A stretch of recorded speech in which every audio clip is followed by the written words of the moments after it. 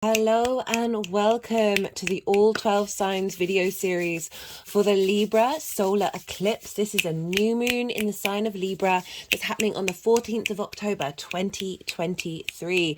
I am hopefully reading for Libra, Virgo and Leo in this reading. Might get on to Cancer, might only just do Libra and Virgo. It all depends on how long the readings go on for.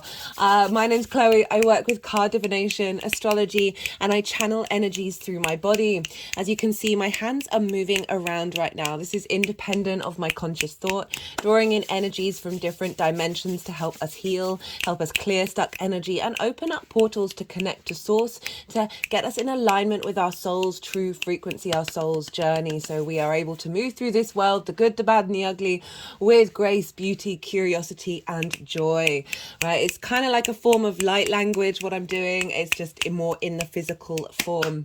There are a lot of energy portals on the hand, so it's it's activating a lot of energy, whether you're conscious of it or not. Some people really resonate and actually feel the energy transfer when they're watching the videos. Other people, it's happening on an unconscious level, right? So what did I want to say? Right, those of you who know your time of birth, I really recommend you check out your rising sign first. This is the first house in your natal chart. All the astrology for each of the signs will link into that sign being in the first house. However, this does not invalidate you looking at any other sign in your chart, perhaps your sun or your moon, because we're dealing with a lunation here. And wherever that sign is in your chart, look to the house that it's in, the themes of that house, and then apply those themes to the messages that come through, as well as whatever else you've got going on in your chart. It's as if that sign will have now moved to the first house. So take what resonates, leave what doesn't. It's all just clocked another spider. There are so many spiders on this table. It brings me so much joy. This is a house of spiders for sure. This is a sanctuary for all the little creatures. Anyway, I've also done a collective reading, so that came out yesterday, and there's lots of oracle cards in there. They're scattered around at the moment, as well as tarot, and really went into depth about the astrology of this eclipse. So if you want to go check that out, do. This is linked into the nodes as it's an eclipse. I've also done a nodal series with Libra and Aries. It's in a playlist, so it's really easy to access. I've put a link to that in each of these videos, so you might want to go check that out. That's a more long-term reading for like next 18 months for each of the signs. Is that everything that I wanted to say? I think that is. I'm just going to crack on and get on with it. Libra will be first, and as I said, hopefully Virgo, or definitely Virgo, hopefully Leo, potentially Cancer. Libra rising. How you doing, Libra? For those of you checking into the Libra energy and it doesn't fall in your first house, which is your rising sign, your ascendant, look to where Libra does fall in your chart. Look to the house that it's in, the themes of that house, and apply those themes, as well as if you've got planets there or astrological points or the meanings behind those. Apply all of that meaning to the messages that come through. Take what resonates, leave what doesn't. It's as if that Libra energy has now moved to the first house, but with all of the connotations of your natal chart. Regardless of whether Libra is your rising sign, this Libra energy is right on top of the Libra energy. So we're dealing with conjunctions here with whatever you've got going on in Libra. Conjunctions is when everything sort of melds together. It's a pivotal point. It is a new beginning, it's like an infusing of energies together in order to create something new in the future cycle, right? So this is very powerful energy. Libra rising, you have this in your first house. This is your house of self. This is your house. This is how your daisies. This is how you embody through your actions and your deeds, your sun or your moon. It all depends if you've got a day or a night chart, which luminary is governing you. And so this is the lens in which your sun or your moon exhibits itself in the world, like how you move through the world. Often other people can see this potentially more than you can, because they are witnessing your actions and your deeds rather than necessarily the internal space behind those actions. This is your body, your appearance, your vitality.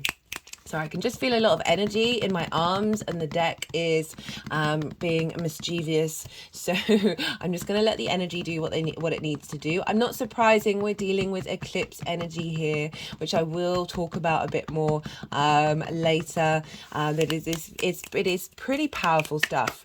There's no getting around it, especially in your first house. So it's your body, it's your appearance, it's your character, and as I said, it's how people often see you. This is your house, and you've got an eclipse here, Libra. This is a big deal. And this right, I said in my collective, oh, by the way, I've done a collective reading that broke down the astrology in a lot more detail. I pulled collective tarot cards as well as collective oracle cards and channeled messages. So if you want to go check that out, especially if you are a Libra rising, I would recommend it, just because this is a very pivotal lunation for you for the next, you're not going to have another one of these and for another well, you'll have one next year. So I'm just doing the cycle in my head, but then it won't be another 19 years until the South Node is back in Libra again. So like it might be a really good, speaking of which, I've done okay, I'm just gonna pause for a minute. I've done a nodal transit series. The playlist is in the description box, where I break down the bigger themes around the South Node in your sign, the North Node opposite your sign, and all of those things. So you might want to go check that out as well. I'm feeling a heaviness at the moment, a slowness, and this is eclipse energy in the sign of your body, right? Your character, your vitality. And so I've said in the collective reading, obviously do what's right for your intuition, but it is recommended not to do any manifestation work over eclipses in general. This is big energy. This is when the universe is like reshuffling everything, and bringing opportunities and situations that you may never have thought of. It may never have crossed your mind to engage in it, or it's something deep within you that's realigning your soul's purpose. And so when we start to try and control the situation, when we start to try and manifest through lots of details or intentions, this can disrupt what the universe has in mind. Okay, and this is eclipses. There's a great deal of faith around eclipses, and trusting the process, even if they might be difficult at the time. I'm just thinking back of all the big eclipse things that have happened in my lifetime and that of clients.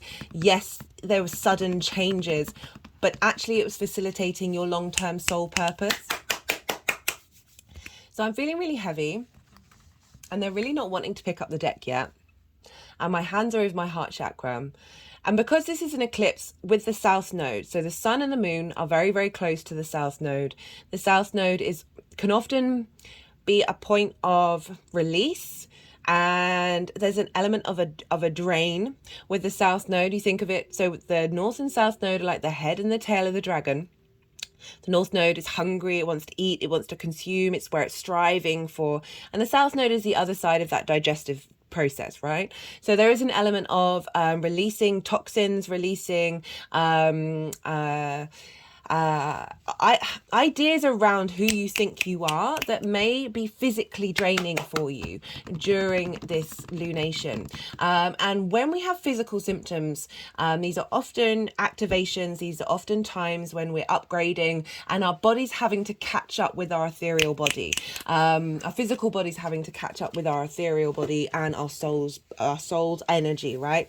And so I'm just feeling quite heavy, and I'm wanting to sort of close my eyes and slow down. So take that as, do what's right for your intuition, okay? Whenever I make these suggestions, it is always with that caveat of, you know what's right for you.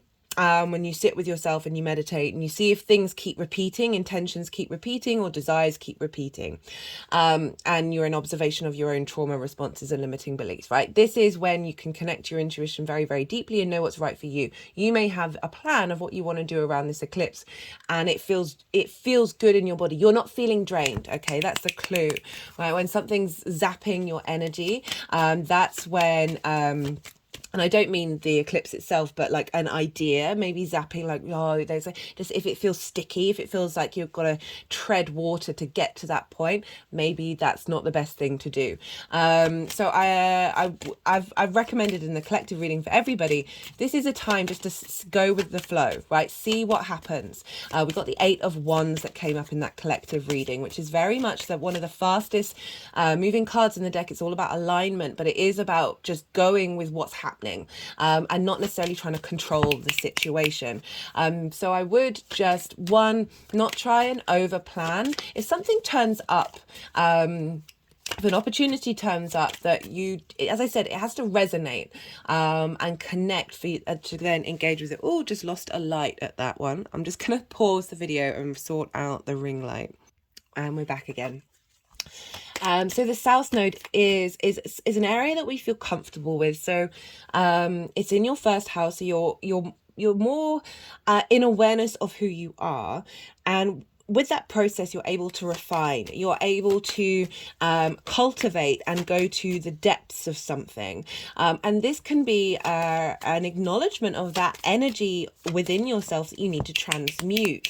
And when we transmute and we release from the South Node in a holistic way, that energy then feeds into the North Node, like that feeds the head of the dragon, and the cycle of life, death, and rebirth. Like that energy feeds into the head of the dragon of where we're striving for, what we're headed for.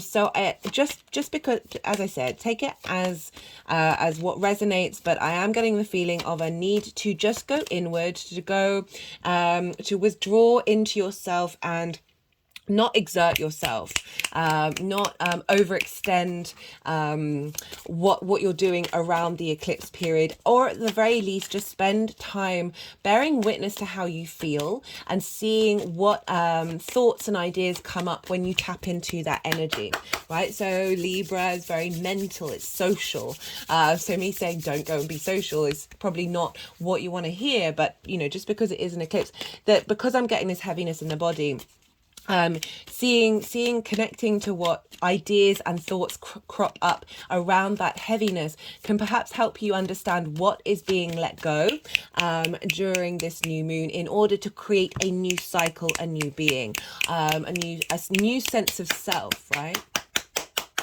I mean, I've seen it in quite a lot of Libra risings. The big shifts have been happening for some time now, and I'm really getting to understand yourself and then knowing how to put that into a social dynamic. And this new moon is building on all of that practice that's been, I know, I've just been feeling in the air for a while, like since even before the nodes moved into this sign. It felt like you were all prepping for this shift, right? So this is instigating a new cycle. Eclipses are very, very big energy there. It really is the kind of like higher levels of the cosmos at play here. And you're like, oh, it can make you feel quite small, and you'll be like, oh no, I'm just going to let those who have a bit more of an understanding of the grand plan get involved, and I'm going to go with that flow and see what happens. Yeah, so it can be very draining, eclipses generally, but this is an eclipse on the South Node, which can, you know, sort of doubling up on that draining energy. Okay, the heaviness is passing now. So, okay, we've got Judgment. I love this. Right. Oh, that reminds me, I'm pulling cards for 3 piles. The first pile is the lead up to this solar eclipse, this new moon in Libra. The second pile, and that's sort of, yes, it's coming from that full moon in Libra that we had in Aries season. I've put the collective reading for that in the nodal series, just because both that and the Aries new moon series videos, just because it felt like there was a lot of information coming up in helping us understand what these eclipses are going to be like. So that's about 6 month cycle, as well as from what was the Aries full moon that we've just had, which is about transmuting fear. And so much of our fear can be about social dynamics. I definitely noticed that over the weekend in the lead up to this eclipse, where we had the moon in Cancer, which was squaring the nodes, squaring Mars, opposite Pluto. There was a lot going on the main stage and on a social level and a personal level. Yeah, some big stuff that was shifting and clearing in order to then release for the new beginning to happen with this new moon.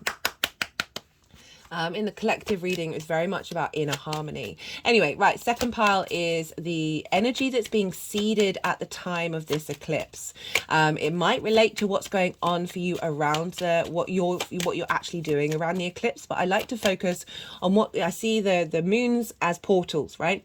So they're instilling information in our energetic DNA that is then going to unfold over the next 2 weeks to the full moon in Taurus, which is also an eclipse, but more importantly, until the full moon in Libra, which will be next year. On top of that, this is an eclipse, so big events and sudden changes can happen that are creating new cycles. This can be at the time of the eclipse, this can be before, this can be after, this can be 6 months, this can be a year down the line. It really does depend on your chart and what's going on in your life, right? You can get a feel of what eclipse situations are because they are kind of out of your hands. And so, yeah, so that's the energy that's being seeded around what this eclipse represents for Libra. And then the third pile is how this energy is manifesting moving forward. So this is the kind of energy that we're picking up on in this reading. As I said, this is a solar eclipse. We're going to have a ring of fire around, that's the only bit of the sun we're going to see is a ring of fire. It's kind of like a halo. And the final card in the collect, oh, I don't want, actually, I'm not going to spoil it. If you go and watch it, you can probably guess about what I'm talking about. So the sun, wink, wink, is still on show, even though it's an eclipse. It's not a total eclipse. And this is where the moon, our emotional needs, our intuition, how do we nourish ourselves? How do we nourish others? Are our needs being met or not being met? We're still getting the clarity of the sun, that ring of fire, that halo energy, that divine light coming in. This is one of the oracle cards here, the Akashic Stargate that we're walking through, right? And in an alignment with ourselves in order to facilitate the social advancement that comes from more balance. I've got Lady Justice here. Let me just show you. Oh, I can't quite. Oh, I've realigned my setup. There's a Lady Justice there. These are the scales here, and they've got the planets in there. So everything that we do on an individual level not only affects the people around you, society, but the collective and the universe at whole. That this is one of the key themes that came up when I was doing a South Node reading. That was in each of the nodal series videos. In each introduction, I pull cards for the main themes like South Node, North Node, Aries, Libra, all of those things. And one of the main things was moving away from people pleasing and finding more confidence in being able to not only facilitate everyone around you, but also facilitate yourself at the same time. And I've seen it so loudly in so many Libra risings that it is quite phenomenal that they're moving away from, there's a lot of social anxiety and moving away from that and finding a lot more confidence, a lot more internal balance and internal peace of being able to express themselves in a way that is healthy and facilitating not only, as I said, of themselves, but you know, the people around you. So Libra risings, this is a big new eclipse, and you are ruled by Venus, and this is a Venus moon. And where is Venus? Venus for you is in your 12th house in the sign of Virgo. She's just there. She's opposite Saturn. She's in your hidden house, your house of mysteries. This is often a space where we find anxiety, depression, grief and loss and isolation. Why is that? Well, this is where the hidden constructs of who we are, the mental constructs, these limiting beliefs, these trauma responses that then create those anxious energy and the depression and all of those things. And this is often a time when we spend in contemplation of self, right? Whenever we've got planets moving through there. Oh, something, we've got a flipper.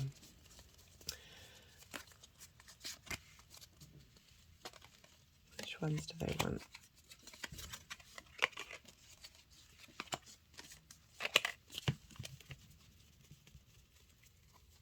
Sorry, I have to go quiet sometimes when I'm shutting up my conscious mind in order to let the energies do what they need to do about the cards. Sometimes I just have to double check whether those are meant for the reading. What was I saying? Yes, Venus. So Venus is governing this moon, and she's in Virgo, and She's in your 12th house. And so this is the constructs of who you are. As I said, the things in our deep unconscious space, okay? And that's a lot of trauma responses and limiting beliefs from our early years that then get recreated in the actions that we mimic out in the world. But underneath all of that is magic, is your soul, because this is the occult, that which is hidden. It's a very, very magical house. And so Venus moving through there, Mars has moved through there, the Sun, Mercury. Venus is the last of the personal planets to move through there. And she is, whenever Venus moves through the 12th house, it's a lovely transit. She's bringing harmony and peace, a sense of connection, a sense of value and appreciation to that which is hidden within you. Whether that be being at peace with a certain response mechanism, being at peace with certain traumas, being at peace with yourself, the good, the bad, and the ugly. Never shame yourself. Moving away from judgment and stepping into healing with that Virgo energy. Certainly since Venus has been in Virgo, I've been definitely wanting to be out in nature more, wanting to drink more herbal teas and making things from nature. That's certainly been a thing for me. And so Virgo can be very self-critical, can be very judgmental. If you want to know a bit more of that, go check out that new moon in Virgo, which was the last new moon that we had. Beautiful messages came through that, which was kind of like, don't micromanage the universe, right? Step away from observing, focusing on the problems, and finding the joy in the creativity of shifting energy, right? Rather than saying there's a problem, there's a problem, there's a problem, there's a problem. So Venus moving through the 12th, she is smoothing over. She's finding appreciation and harmony of all those perhaps potential pathways in your unconscious mind that haven't brought about love, right? She's providing unconditional love and healing for that dynamic, as well as finding a more love and appreciation of who you are now, rather than recreating the past, and opening up portals to magic, because she is opposite Saturn in Pisces, in your sign of work, health and routines. That is, Saturn is a couple of weeks away from going direct. It's the 4th of November when Saturn goes direct. That Saturn is helping give you structure and routine to your desire to work, your desire to put in routines. And there's such a magic around Pisces that can often feel not very tangible.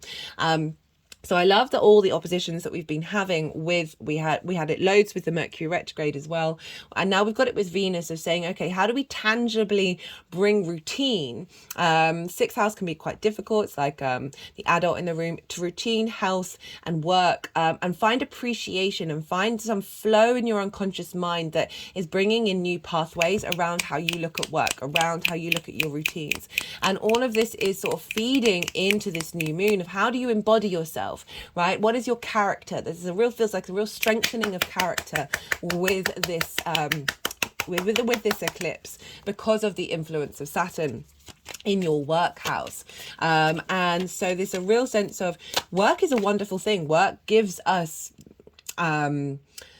so many things, right? It's not, hard work isn't a bad thing. It's our attitude to work. It's whether our work comes from a place of love and a place of joy.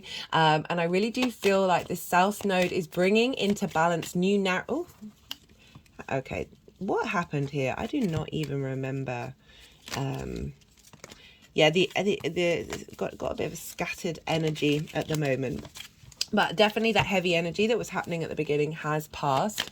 But there is a sense of readjustment that I'm feeling in the body now, of a recalibration, which is definitely a thing for a South Node transit in your first house with the eclipse. So I would really just be mindful of your energy levels and not try and overexert yourself, and be kind to yourself and care for yourself, and bring things into balance. Find that inner peace within you, and that's really honed in for you Libra risings, because Venus is in your 12th house, which she's helping navigate and find a sense of deep healing around anything that the Mercury retrograde has brought up. Now Venus is coming along and creating harmony there. Speaking of Mercury, Venus is in Virgo, which is ruled by Mercury. So that means she's being governed by... okay, you've got 3 pages Love, love, love that. So Venus is in Mercury's sign. Where's Mercury? Mercury's in Libra. So even though Mercury is kind of governing what's going, wherever the ruler is of a sign is impacting whatever's going on in that sign. So Venus is in Mercury, ruled by, Venus is in Virgo, ruled by Mercury. So therefore, wherever Mercury is and whatever house Mercury's in is going to be adding a flavor to what's of the impact of Venus. And so, Mercury is in Libra, so that's a Venus sign. So they are what's called in mutual reception, which means there's a feedback loop between both of them. They're in like strong alignment with one another. So we've got the benefit of both Virgo and Libra feeding into one another, the benefit of Mercury and Venus talking to one another, saying, hey, we're on the same team, we're figuring out, they're more in cahoots with one another. I mean, all the planets are in cahoots with one another, but this is really amping up that energy. And Mercury is in Libra, so you are understanding how you communicate. You are figuring out what it is that you want to express, perhaps understanding and seeing the details in your character that you know you need to release and let go of, you know that are linked into trauma responses and limiting beliefs, and you also know that are linked into your soul's pure journey, right? Because as I said, this is a refinement, this is a releasing, but I always like to say transmuting. So shifting energy, changing energy and shifting it into something else, and bringing that into more strength of who you are in this soul's journey. So they are having a big influence on one another, and just finding one of the key channeled messages that came through was that we're enhancing our social intuition beyond trauma responses. So much of our social dynamics can be based off of things that have happened to us in the past where we are operating from a space of lack, right? The sense of, social anxiety is someone, you may have said something or done something and then you worry whether that's now somebody's judging you or thinking negatively of you, when usually they're not thinking of you at all. Like, we're all running around thinking about ourselves most of the time. But even if they were, like, rather than focusing on, okay, that thing you did wasn't that bad, if that person's got a problem with it, that's on them, it's got nothing to do with you. But because maybe abandonment issues or issues around self-worth or whatever it is, or bullying that's happened to you when you were a kid, whatever it is, that means, like, we're tribal, we want to fit in, and so we may take steps that are actually focusing on the lack, because you feel that if you aren't perfect, you're going to lose something, or if you're not this, there won't be any more opportunities. So this is moving away from a state of survival lack and moving into a state of abundance. And that's where we're picking up the social clues more easily about what we're in alignment with and whether we care about these things, and are able to really tap into what we need, while also appreciating and holding unconditional love for any situation where somebody's like behaving in a way that you're like, I don't understand this, what's going on. You can detach yourself from it, be able to carry on with your life while still throwing unconditional love in that direction. Right, okay, so we've had the Yang Day part of the reading. This is all the action, the go, the stimulation, and lots of talking, basically. And now we're moving into the Yin night side of it, the rest, right? Because I'm going to quiet my mind, and go quiet and allow the energies to move the cards around. Sometimes they do they move the cards and do some energy work out and then move into the 3 piles. And I call you to do the same. Just had a lot of information. Don't try and force it. Don't try and overthink it. Let it all settle and see what intuitive hits come up for you. And then when they've finished what they've needed to do, I'm going to come back round and I'm going to talk about this pretty powerful tarot reading that's shown up for you, Libra, on the other side. So let's yeah.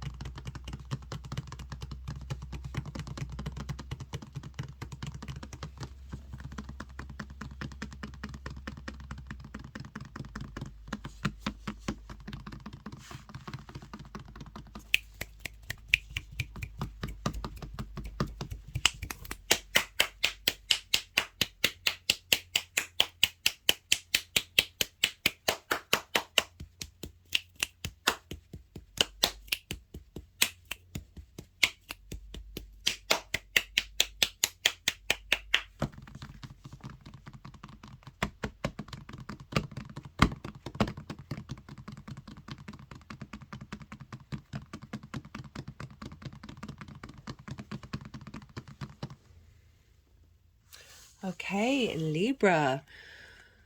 Well, so we've got the Page of Swords. So this is for the energy leading up to this eclipse. So we got the Page of Swords, we've got the Two of Swords, Page of Pentacles, and the Star card. So this is kind of sort of mirroring what I was saying about how I've noticed the Libra risings just being a little bit more, having spent a little more time reevaluating and understanding who they are and why they are with other people.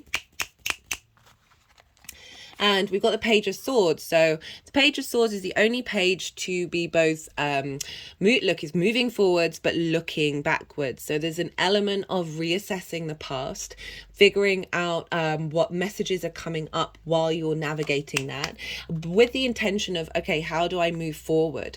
This is mental ideas, messages coming through. There may have been a lot of new movement in your life, lots of shifting happening, and that may have been with other people or with yourself, but certainly situations in flux that are helping you reanalyze who you are and what it is that you want to do, how you want to be moving forward, because we got it with the Two of Swords, and this is a figure who they have to go inward in order to make a decision, right? There's a calmness here, there's a stillness. They have reached a new land and they are meditating on what's the best decision to make moving forward. So there's like a portal, like not necessarily a crossroads, but this element of acknowledging, rather than rushing around, rather than making instant decisions, saying instant things, that there has to be a moment of a peace and stillness in order to bring this new dynamic into force.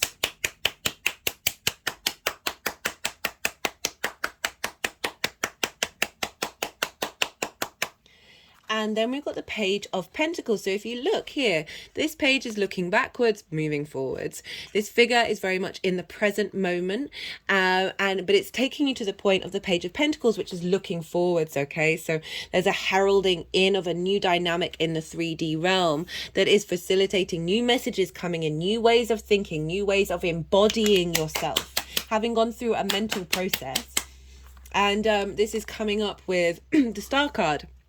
Now, the Star card is all about deep emotional healing, both galactic and 3D. What I love about this card is she is unclothed. And this means she is as authentically herself, right? She hasn't distorted herself. She is as she can be.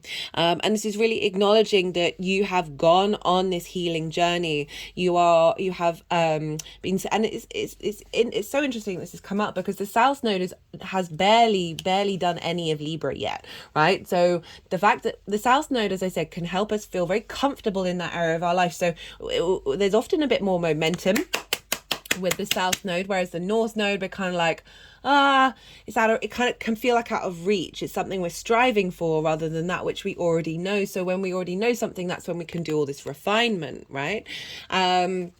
And so with this deep healing that you've done of getting more into your authentic self, I mean, it's always a journey. It's always a process. We're always keeping on doing it. That you're able to hope and dream again about of bringing yourself, re-remembering yourself. Okay, so certainly on my journey of like peeling back the onion layers of who on earth am I realized a lot of it wasn't mine. A lot of it was to do with other people, social situations, society, all of that stuff. That it is this journey that we go on and we peel back those layers. It's not that we're reinventing ourselves, it's that we're re-remembering who we actually are. And yeah, as I said, stripping back those layers in order to get to a very healing place. And as I said, then you can hope and dream of how to bring things into being. Speaking of bringing things into being, we've got as I said, you got 3 pages. So we've got the Page of Cups and the High Priestess. This is the energy that's being seeded at this eclipse. This is beautiful after having those 2 pages of earth and air, right? Very practical, very pragmatic, higher perspective energy. We've then got the Page of Cups, which is probably the happiest page of the tarot. It's talking to a fish in a cup, right? So it's leaning into whimsy, leaning into the magical, into the imaginative, the creative, the love, right? The emotional, the intuition, the imagination. There's a playfulness with the Page of Cups. There's you can sort of see it has a bit of a wry smile. And this means that and also all these pages, they're very youthful energy. It's sort of like starting an apprenticeship. They're very excited to start this new journey of remembering self, right? Perhaps that's why the pages have come up, because it's just at the beginning of this nodal cycle, right? So there's a freshness to it. You're reevaluating things that it's gonna mature and mature and mature over the next 18 months. So the Page of Cups is heralding messages of love, and love of self, right? Libras, so I work with the Hellenistic principles. This is from the Greco-Roman period over 2,000 years ago, and they break the planets up into the day team and the night team. On the night team is Venus, Mars, and the Moon. Mercury's neutral. Day team is Sun, Saturn, and Jupiter. Now, Libra is ruled by Venus, but it is a yang day energy. It is the part of the day team. Like, day team planets prefer to be in day team signs. They're just a bit easier. So the fact that Venus, a night planet, rules a day sign, this can lead to anxiety. This can lead to social anxiety and just running around in your head a bit too much. And what I love about these cards is this is what's being seeded with this eclipse, this new dynamic, this new narrative in our minds and how we operate in the social dynamic that is love, right? Love of self, right? This is the house of self with the High Priestess, which is knowing rather than over planning, overthinking, over worrying. The High Priestess is, hey, I'm getting you to trust your gut, to follow your gut when you operate from a place of love.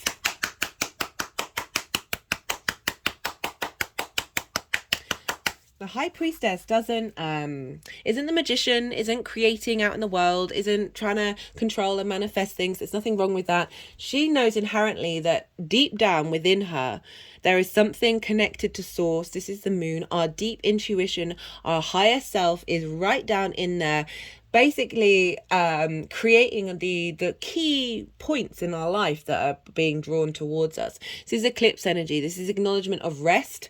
Take care of yourself, love yourself around this eclipse, if we take it from what's going on around the eclipse. But just overall, it's saying this is seeding this sorts of a sense of knowing, right? And moving away from that anxiety of how you embody yourself and the actions that you take in your character and you move through the world. She's very confident of knowing that what she needs is drawn towards her, that there isn't a need to control a situation, because there's trust. There's a lot of deep faith here.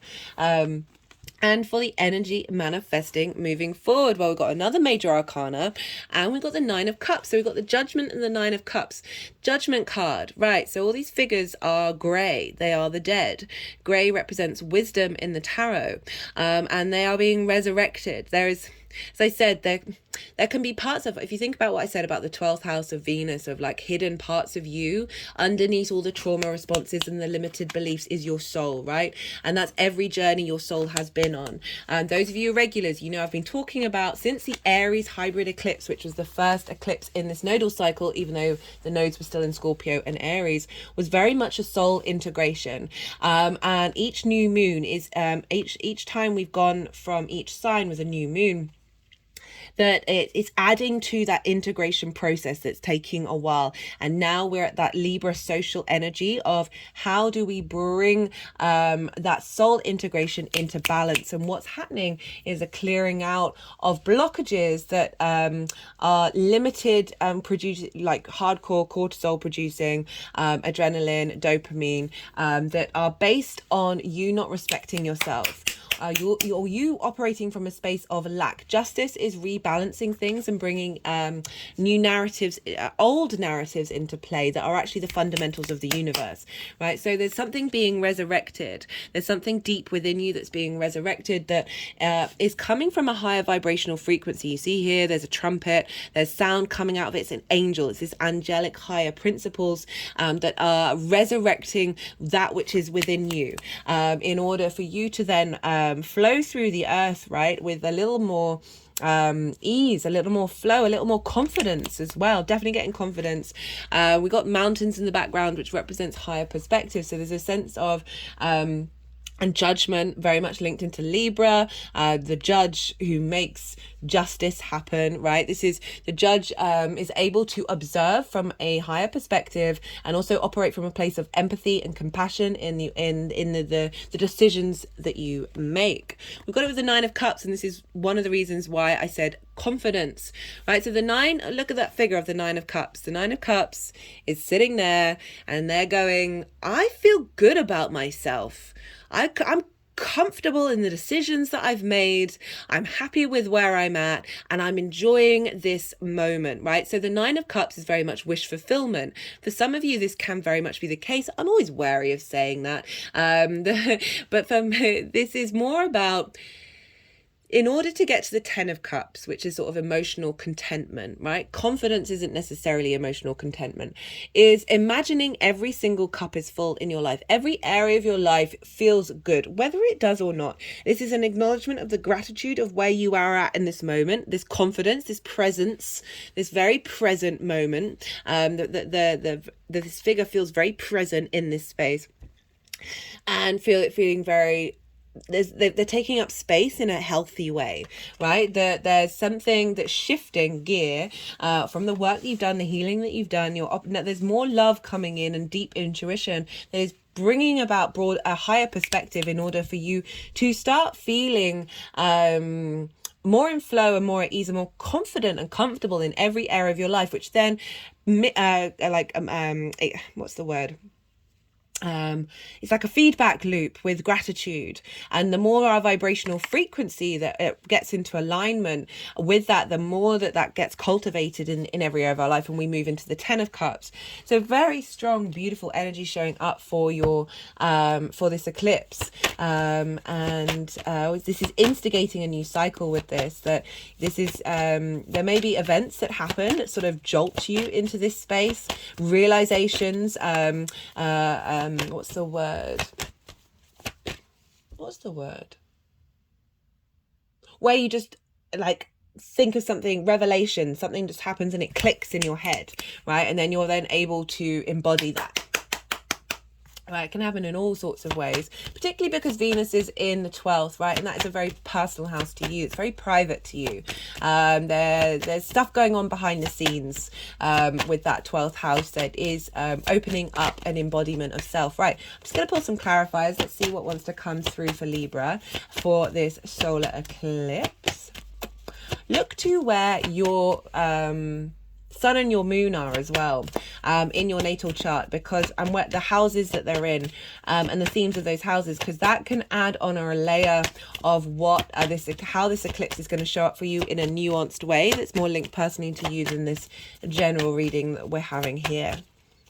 There's a lot of other really good astrology with this moon that I haven't gone into detail about, that I do recommend that collective reading, because it's a pretty powerful stuff, and I feel like we've let go of so much over the last week, basically, with that moon in Cancer. That was a lot in order to help us move forward into this new eclipse cycle. Okay, no cards coming out of there, so I'm going to go with the other deck. Okay.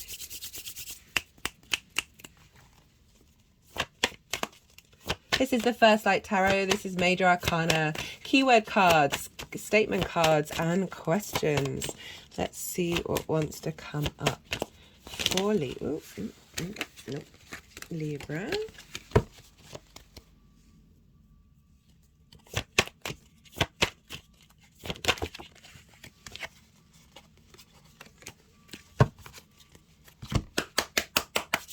So both the decks are being difficult, which means that the energies want to do some energy work for you, Libra.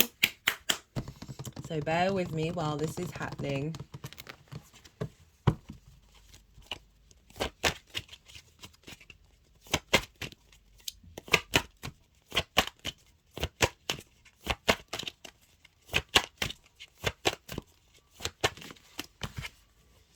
We've got the Magician. So we've got the High Priestess and the Magician, performer, creativity, illusion, and power.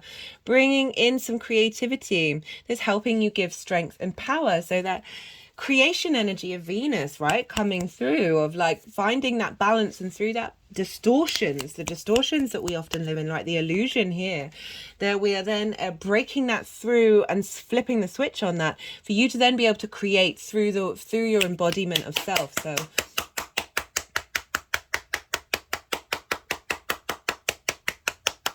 what a really lovely message to come through, because we are dealing with Venus and Mercury.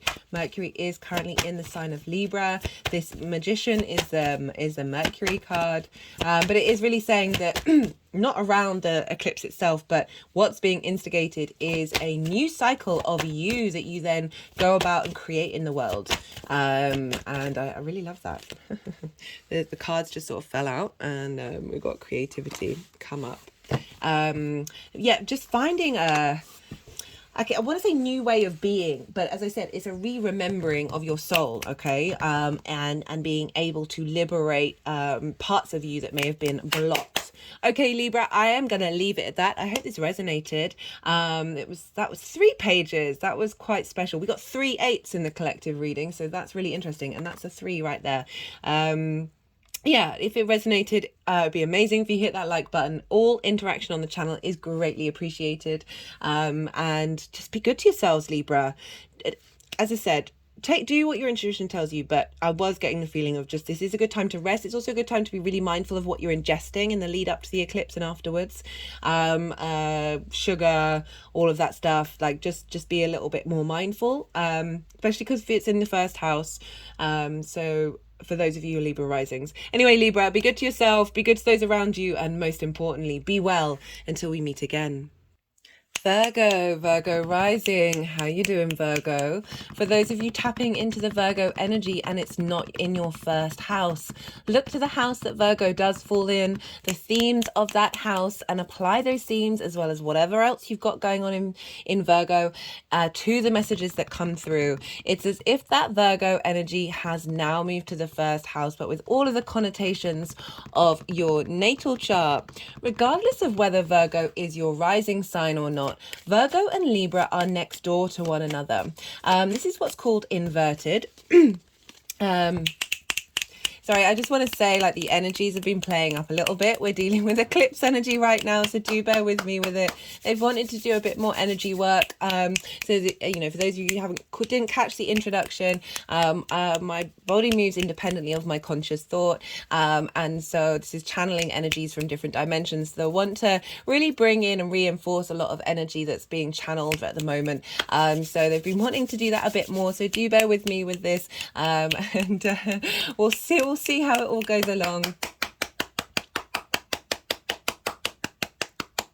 There are lots of energy portals on the hands, which is like why there's a lot of action with the hands. It's another form of light language. It's just one of the ways that I channel. So as I said, do bear with me while this is going on. Right, so Virgo and Libra are in what's called inverted. They're right next door to one another. And they don't have a traditional aspect connecting them. The way that I like to look at signs that are next door to one another is imagine you're sitting next to somebody, but you're both looking forwards, right? You're both facing forwards. So you don't have a clear line of sight. You're not looking at one another. So there isn't that clarity, okay? But there is this incredible osmosis of energy, right? You know when you're sitting next to somebody, you can feel it on lots of subtle energetic levels. When I say subtle, this isn't a diminishing of power. This is still a very strong energy that's showing up. It's just coming in a different way. It's happening more on the sort of the quantum field, the atomic level of like a transference of energy between your Virgo and your Libra energy. And so this is when they traditionally don't have any of the 3 main things that signs can have in common with one another. This is the yin yang energy, the baseline nature of a sign, the element, and then the modality. Virgo, you are mutable earth and you are yin night in nature. Libra is cardinal air and it's yang day in nature. So you're dealing with 6 different energies. And so there can be an element of not having that clarity. You're not, there's there isn't a commonality. However, these energies are all still working with one another, but they're flowing in, as I say, in that osmosis, in that subtle energetic field that may not be as apparent as other transits, like not be quite as loud and proud. For Virgo risings, this is happening in Libra. This Libra eclipse, this solar eclipse, is happening in your second house. This is your house of your resources, right? So these are the skills and tools that you have in order to make your money. This is often linked into monthly income or regular income. This is the tools that you have in order to manifest in the world. It's also the things that you care about, the things that you keep with you, whether that's physical things or other resources that are of value to you. This is also, most importantly, how do you value yourself?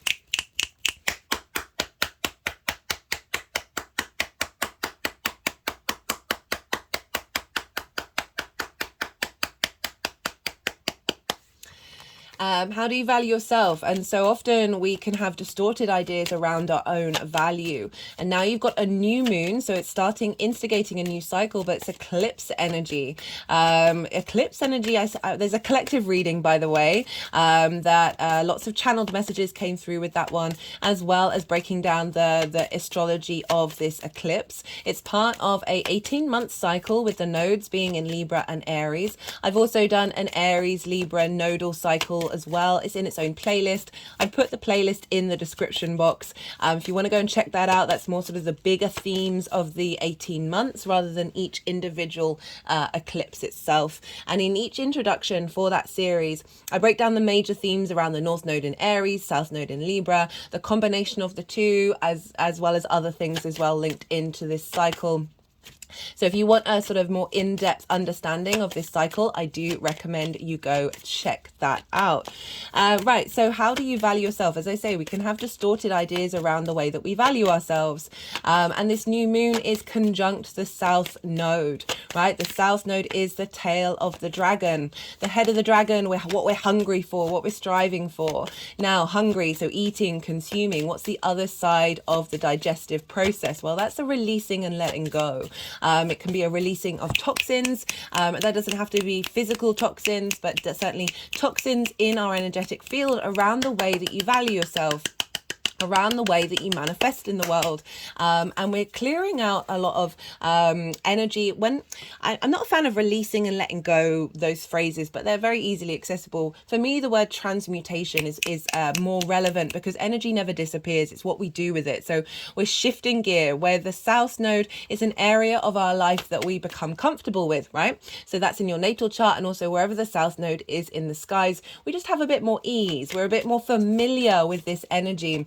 And with that familiarity, we then get to refine and condense and deepen our understanding wherever the South Node is. And so you're deepening your understanding of how to value yourself from a true, authentic place. Your things are coming into balance. We're bringing things into alignment. We're making clearer judgments. Justice is the card of Libra.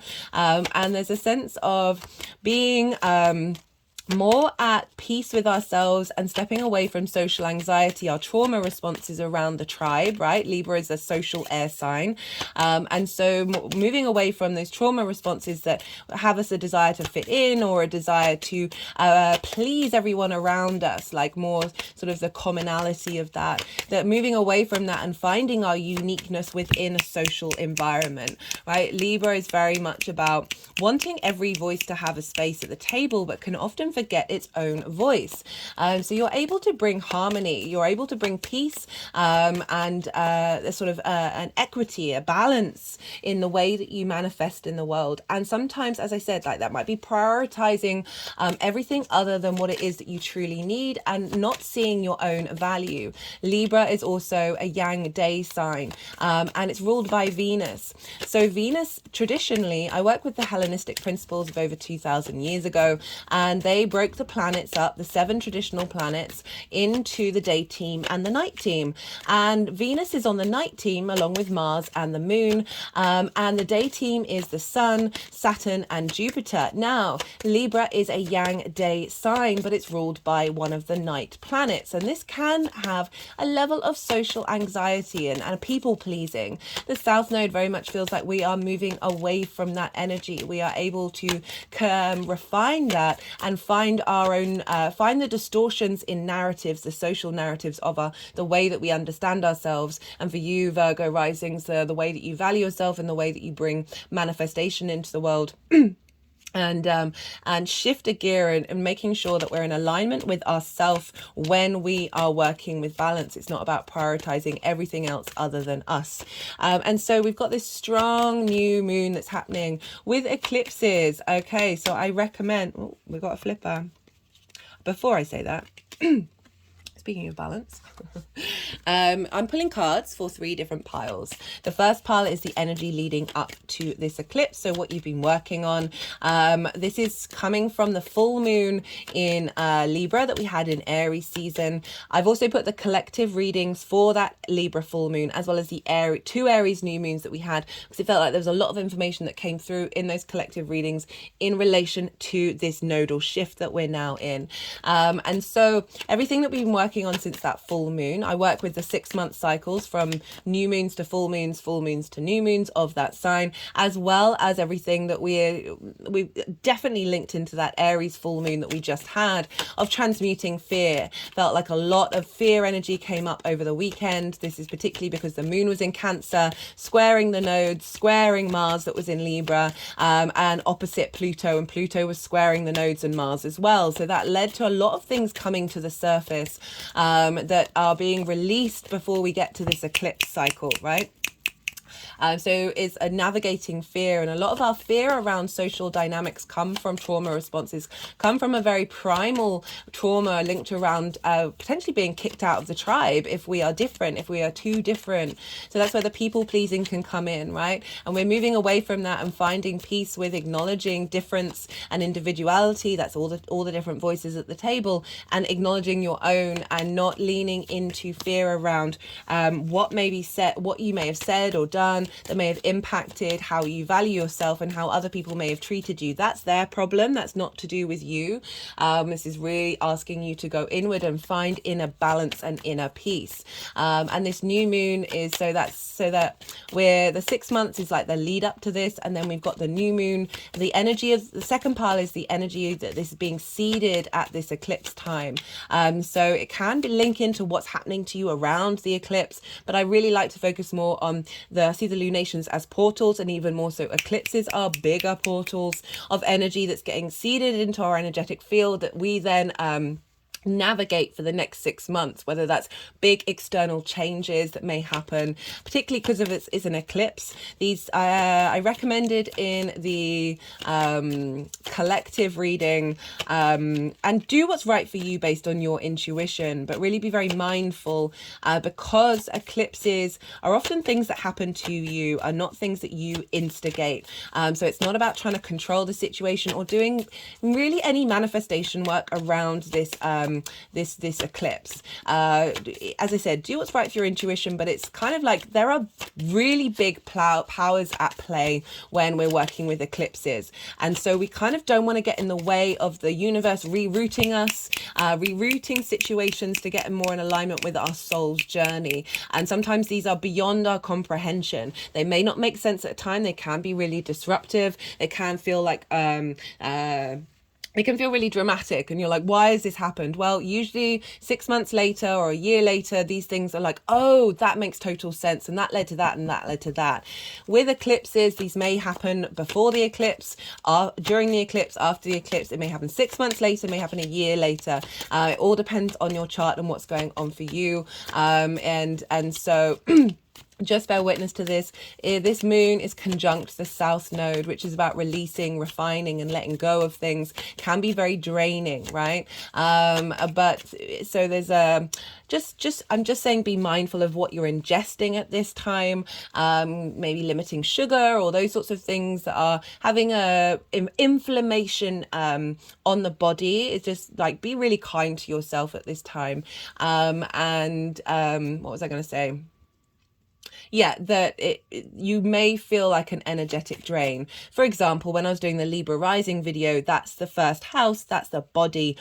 I was so tired. I felt so drained at the beginning of that reading. Like, I could barely keep my eyes open. I'm not necessarily getting that so much with you Virgo risings, but I am still going to flag that up and say, just be a bit more mindful when it comes to eclipses. The third pile is how all this energy is going to manifest moving forward in the long term. So, did I move that down? Not quite. There we go. As I said, this is the second house. This is how do you value yourself? And then that has a knock-on effect with how you manifest in the world, because we can have distorted ideas around our sense of value that then block our manifestation.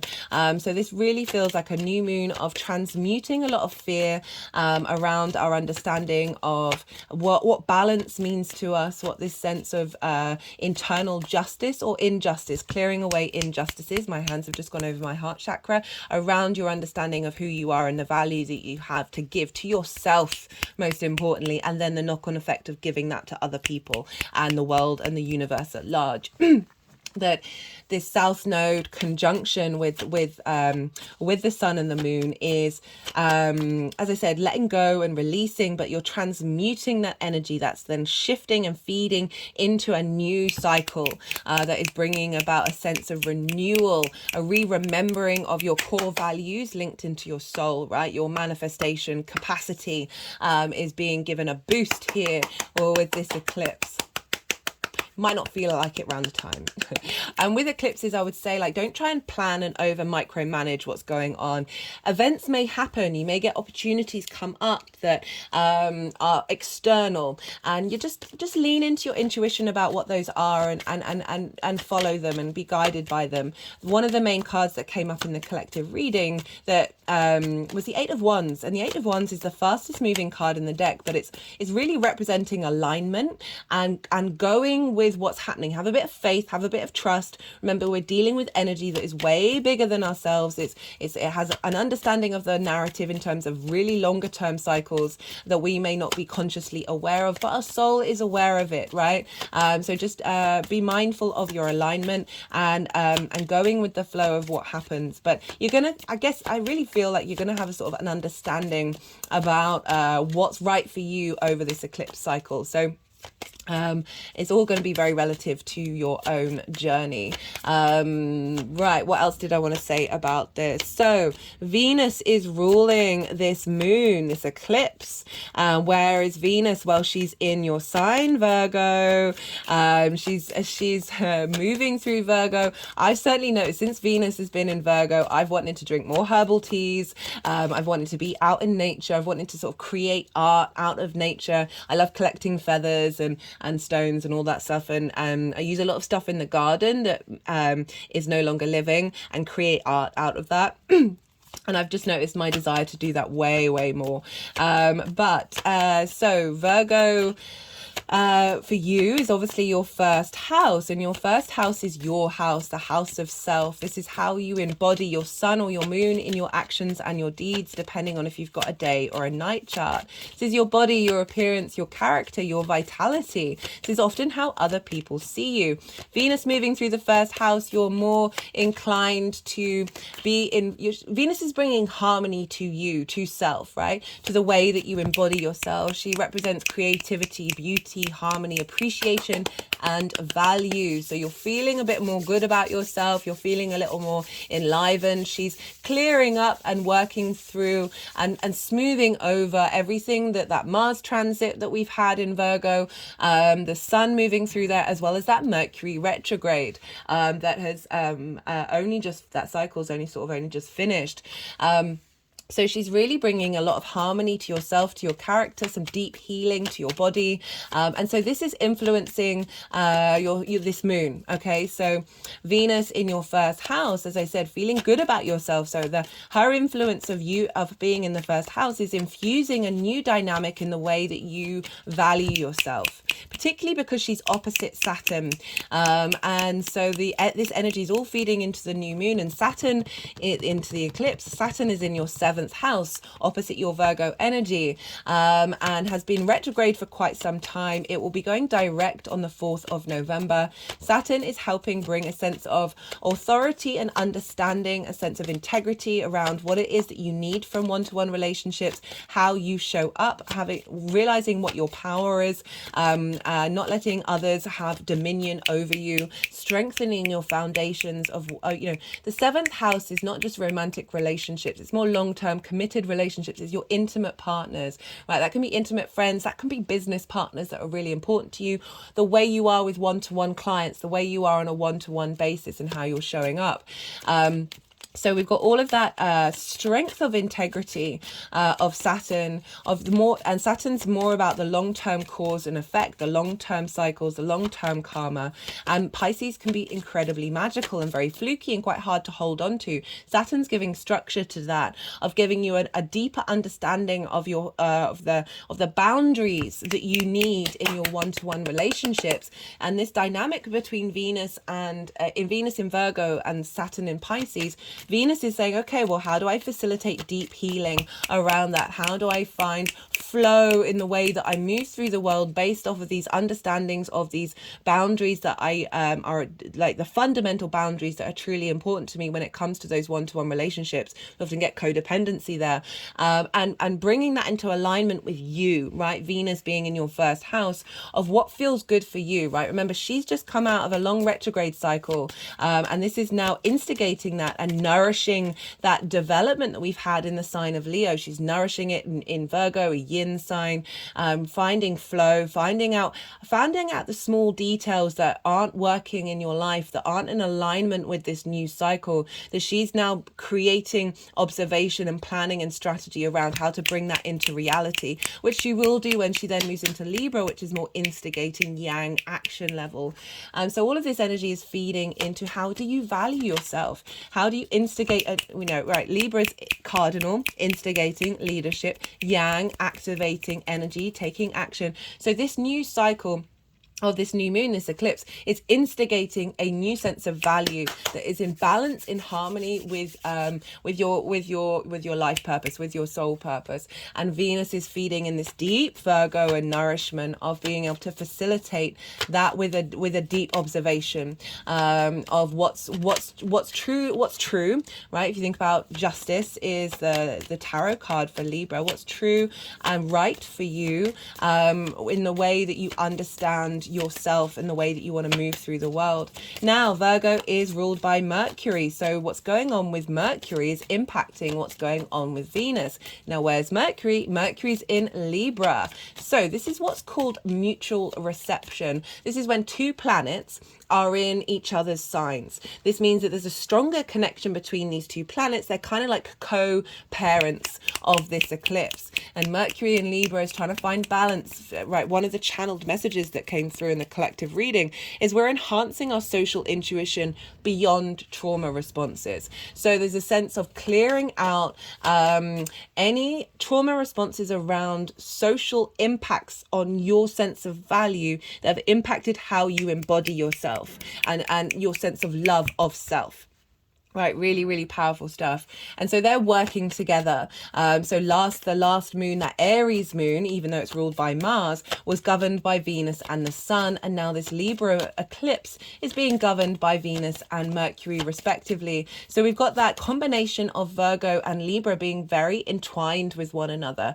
So there's a sense of perhaps more clarity coming through. I said there isn't a direct line of sight when you're sitting next to each other, but because the rulers are like basically on the phone to one another all the time, they're able to access each other easily, that there's more harmony between these two signs than would normally be so. So there's a lot of there's just that just feels like a really nice combination of finding the smoothness in the way that you communicate with yourself and enforcing that with this nourishment that's coming in with Venus, that's instilling a new cycle for you with this in the way that you value yourself and how that impacts how you manifest in the world, the things that are important to you.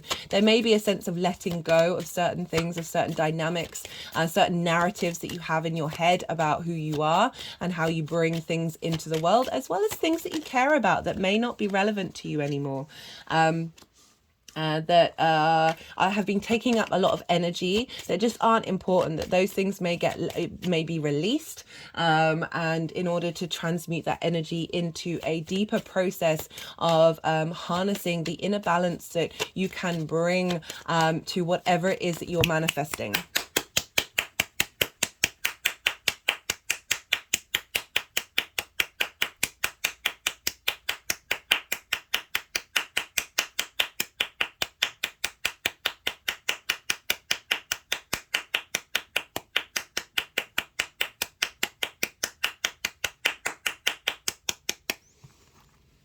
So even if there isn't much clarity around this eclipse time, we're going to have a Mercury Sun conjunction, which is called a cazimi on the 20th.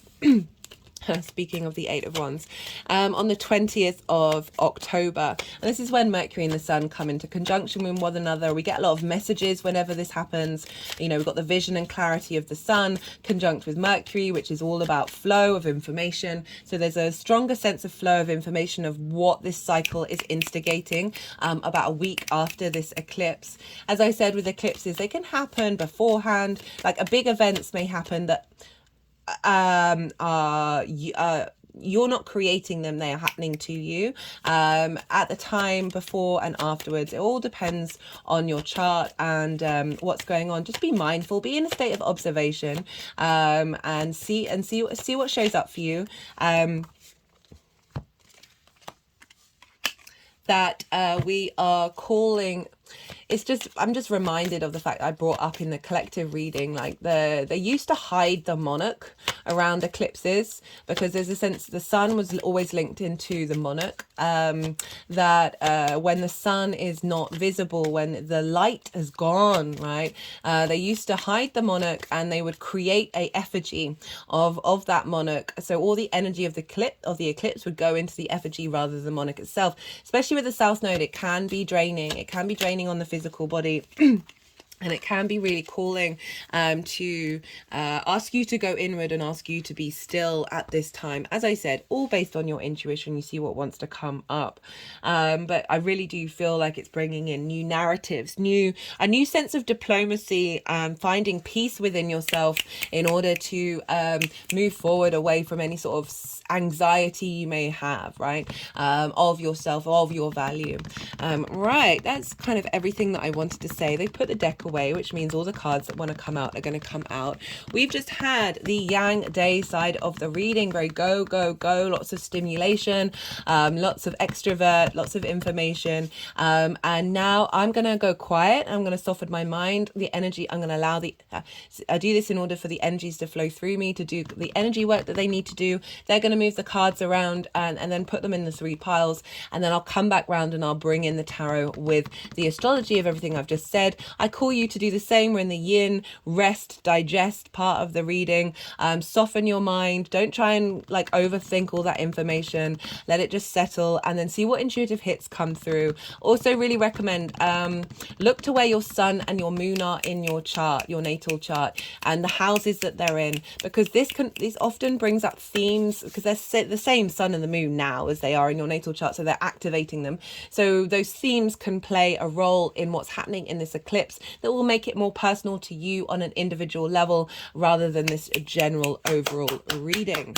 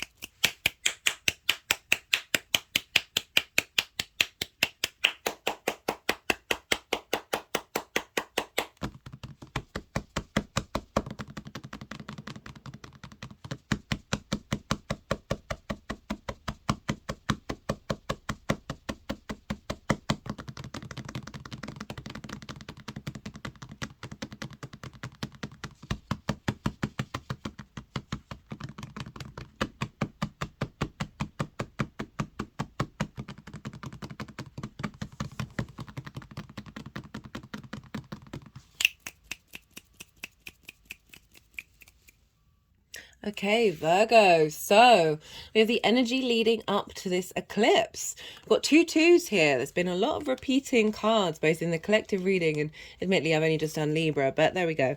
So we've got the Two of Swords and the Two of Pentacles. Now, both of these are kind of different modes of trying to find balance. And they are being crossed by the Queen of Swords, which is very Libra energy. So we've got the Two of Swords. This is about going inward and tapping into your intuition. This is about meditation in order to then weighing up your options of what choice you're going to make, right? You see here this figure has just arrived on a new land and they're about to go off on their adventure, but they're realizing, okay, I need a moment to breathe before rushing into anything, before making that new decision. So it feels like there's been a lot of reevaluating what it is what it is that you want to bring to the table. How do you value yourself? And also very much linked into work, because we've got the Two of Pentacles here of potentially being juggling different things, and in order to figure out what it is that you want to do, right? What it is that truly matters to you. So the Two of Pentacles can often mean like a representation of survival mode, right? You see in the background, the ships are on very big waves. And I always call people to think about, imagine you're being on this ship. You're taking action, you're being very present, but it's in order to survive, right? This figure here is in movement, but there is no momentum, right? So they're juggling, standing still. There's a sense of you can't stop because you'll drop something. So there's a sense of needing to have gone inward in order to work out how to find your own inner equilibrium. And it's come with the Queen of Swords. So she's been helping you navigate these things. The Queen of Swords is very nourishing of your mental state, of the ideas, of your clarity, of what it is that you want to express. And how do you want to express? The Queen of Swords, they're sort of doing movements around the heart chakra. The Queen of Swords she's gone through some difficult times. You see these clouds here. Her head is above the clouds now. She's come out the other side, but there's still a kind of holding on to to the acknowledgement of the journey, the difficult journey that you've been on. I always like to point out, you see above the crown, there is a bird. The court card, sorry, that's the postman, one second. Sorry about that, Virgo. Right, the Queen of Swords. So she's come out of the difficult situation, but she's still acknowledging that all happened. That's why we get the sort of the nourishment, the depth of appreciating why we think the way that we think, right? So it's yin energy. You're in a state of observation. You're cultivating, and through that cultivation, you have to understand what came before in order to move forward. As I said, this bird on the top here, of all the sword court cards, she's only got one bird and it's above her crown chakra, and it really is highlighting a higher perspective that she's cultivating. And so this is all linked into, not only work, but how do you value yourself, right? Finding a new narrative. And I definitely feel like that's been something you've been cultivating and working on. And now we have coming up for the eclipse, the energy that's being seeded at the time. We've got one of the cards that came up in the collective reading, which is the Eight of Swords. As I said, they're all in alignment, but it's about going with that flow. This is happening to you. You are co-creating with it, but there's an element of faith and trust of what's happening here, even if it may feel disruptive. And it's come with the King of Cups. And I really like this movement from the Queen of Swords to the King of Cups in terms of how do we value ourselves is often a very deeply emotional thing that may have been occurred due to what somebody said to you or what event has happened that we internalize in an emotional way that then blocks our understanding of how we move forward. So we've got the King here. We've moved from a Queen to a King. So the Queens help create a very strong foundational space for and this feminine and masculine energy we have within us all. Like it's not gender specific, that without the Queen, the King isn't going to make the right decisions. The King isn't going to be able to then take action based on the depth that the Queen has brought to the situation. So now what's being seeded here is the King of Cups. I do like the fact that we've got the difficult oceans happening here. And so the King of Cups is on, don't know if you can see, there's like a sea monster and a ship, the waves, even though there aren't clouds in the sky, there's definitely a storm going on. There's perhaps under the ocean that's creating all this chaos, right? That's underneath. The king is on a throne, not bothered by what's happening around them. And so we've got this sense of emotional control, of depth of emotion in order to, and also creativity as well with that second house of your resources, but really knowing the truth of a situation in order to act from a deeply emotional place that is fulfilling your understanding of who you are and how you manifest in the world.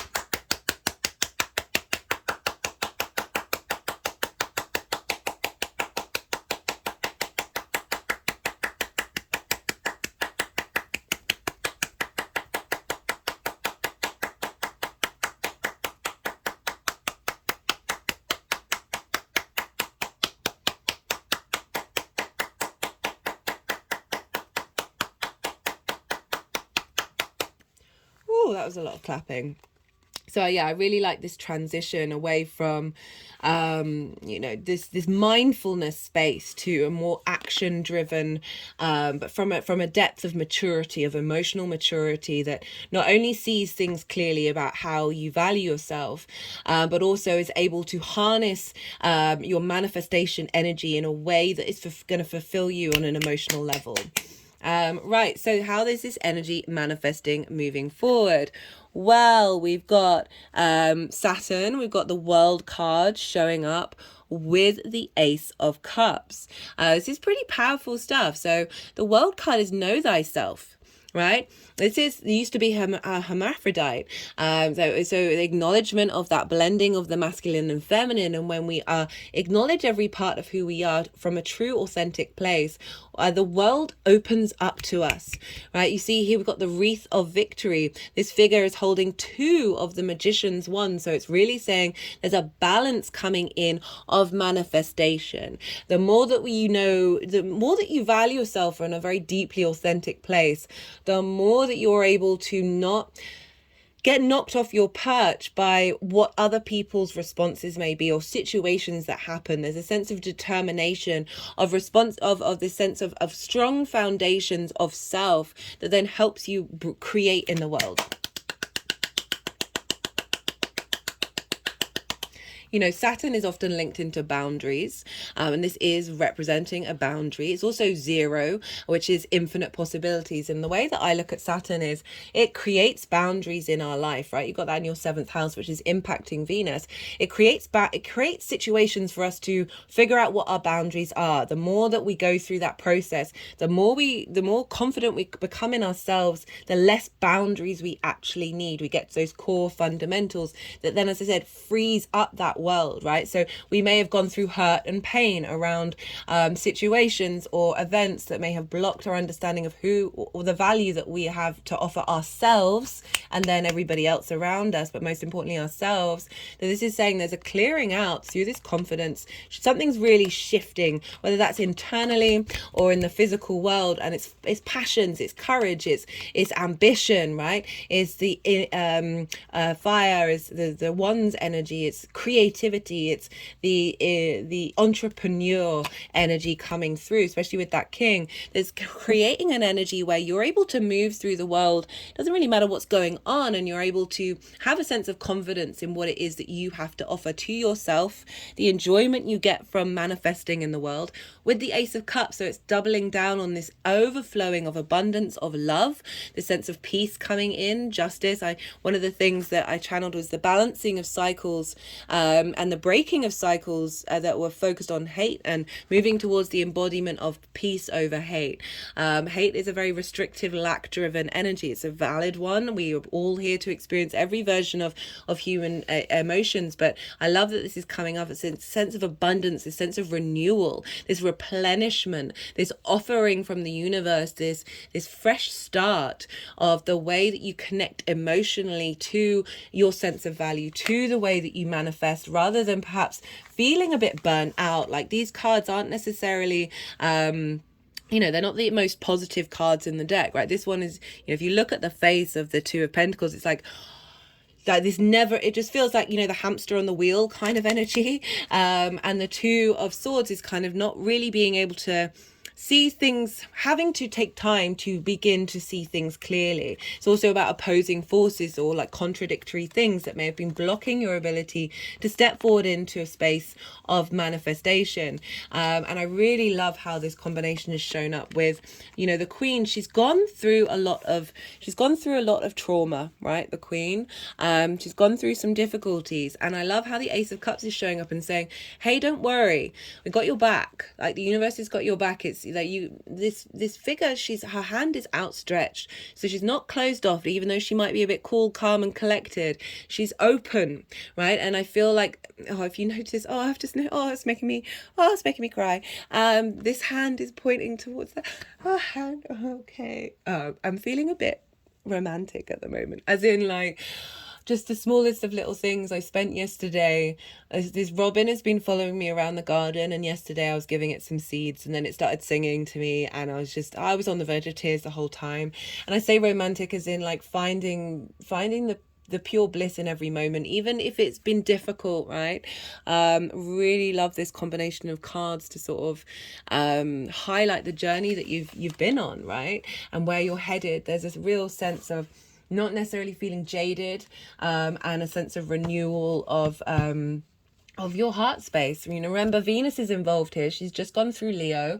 She's in your 12th house, which is Leo in the body rules the heart, but also Venus is linked into love, of saying, things have been distorted, and this is time to rebalance that. Okay, I'm going to pull some clarifiers for you, Virgo. Let's see what wants to come through. Oy. Leadership. So again, it's that confidence coming in, with your sense of value of yourself, and then how you manifest in the world, rather than so especially important with that Libra energy, because it can be that you're giving your power to everybody else around you in order to make sure that they're happy. And this is saying this is a reclaiming of that power.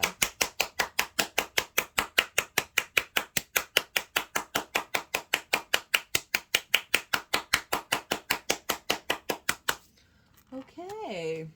Right, I'm going to do another clarifier. This is the First Light Tarot. All the decks in the description box, if any of them takes your fancy. This is question cards, keyword cards, major arcana. Let's see what wants to come through for Virgo.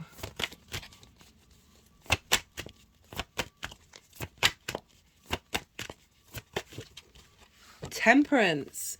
Balance, miracles, combinations, environments. Okay, so the energy got a bit wild when it came to miracles.